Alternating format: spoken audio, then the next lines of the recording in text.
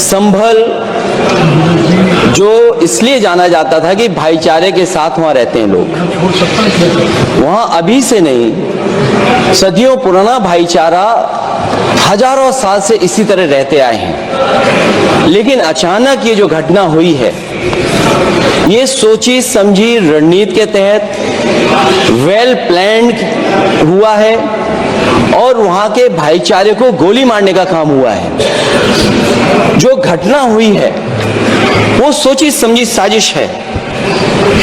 वहां जो खुदाई की बात लगातार अध्यक्ष महोदय देश में कोने कोने पर भारतीय जनता पार्टी और उनके सहयोगी और समर्थक शुभचिंतक बार बार खुदाई की जो बात कर रहे हैं अध्यक्ष महोदय, ये खुदाई जो है हमारे देश का सौहार्द, हमारे देश का भाईचारा, हमारे देश का गंगा जमनी तहजीब को खो देगा।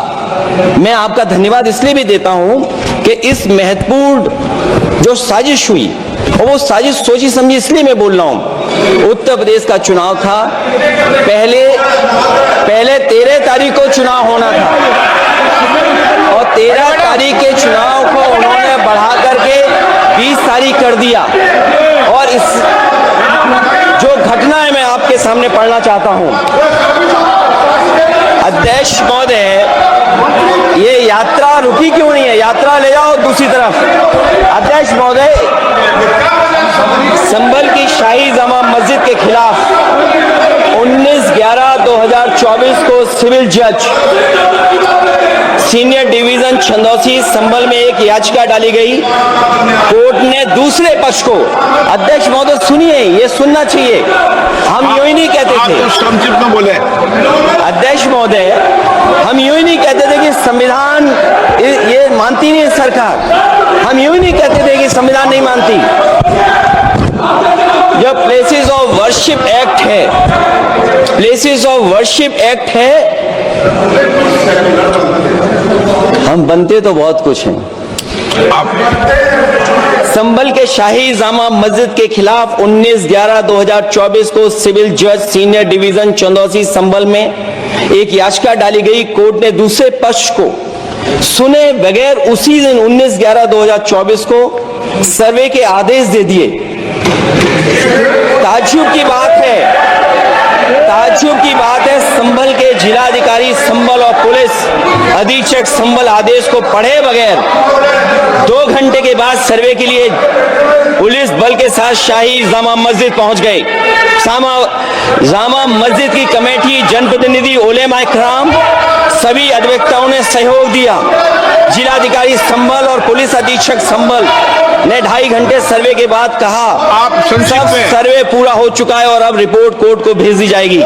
लेकिन दिनांक 22/11/2024 फ्राइडे को जुम्मे की नमाज के लिए लोग नमाज अदा करने के लिए जामा मस्जिद पहुंचे, लेकिन पुलिस प्रशासन ने बैरिकेड लगा दिया ताकि लोग नमाज न पढ़ सकें। उसके बाद भी लोगों ने संयम बरतते हुए नमाज अदा की और किसी प्रकार का विरोध प्रदर्शन नहीं किया। 29/11/2024 को कोर्ट की अगली तारीख तय थी। शाही जामा मस्जिद की कमेटी और मुस्लिम समाज के सभी लोग कोर्ट में केस की पैरवी के लिए तैयारी कर रहे थे, परंतु दिनांक 23/11/2024 की रात पुलिस प्रशासन द्वारा कहा गया 24/11/2024 यानी अगले दिन सुबह को दोबारा सर्वे किया जाएगा। शाही जामा मस्जिद कमेटी और अधिवक्ता ने कहा कि इस सर्वे तो मुकम्मल हो चुका है, अब दूसरे सर्वे की क्या आवश्यकता है? कोर्ट के आदेश का हमने पालन कर दिया, अगर दूसरे सर्वे कराना है तो दोबारा आदेश करवाएं, कोर्ट के आदेश के बाद हम दोबारा सर्वे करा देंगे। लेकिन जिलाधिकारी संभल और पुलिस अधीक्षक संभल ने कोई सुनवाई नहीं की और तानाशाही दिखाते हुए सुबह के वक्त से पहले शाही जामा मस्जिद आ गए।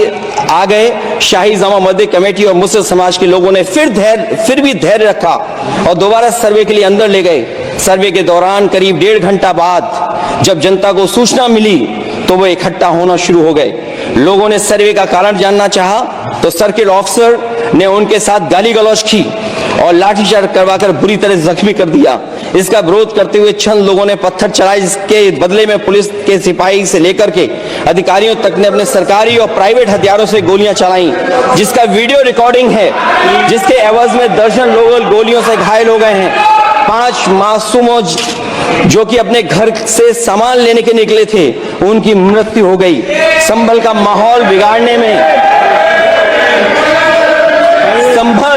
संभल का माहौल बिगाड़ने में याचिका दायर करने वाले लोगों के साथ पुलिस और प्रशासन के लोग जिम्मेदार हैं। इनको निलंबित किया जाना चाहिए और हत्या का मुकदमा चलाया जाना चाहिए, जिससे कि लोगों को इंसाफ मिल सके और आने वाले समय में कोई इस प्रकार की संविधान के खिलाफ और गैर कानूनी घटना को अंजाम न दिया जा सके। अध्यक्ष महोदय, ये लड़ाई दिल्ली और लखनऊ की है। No, please. कभी दिल्ली पहुंचे थे जिस रास्ते, वही लखनऊ वाले उसी रास्ते पहुंचना चाहते हैं। रमन सिंह जी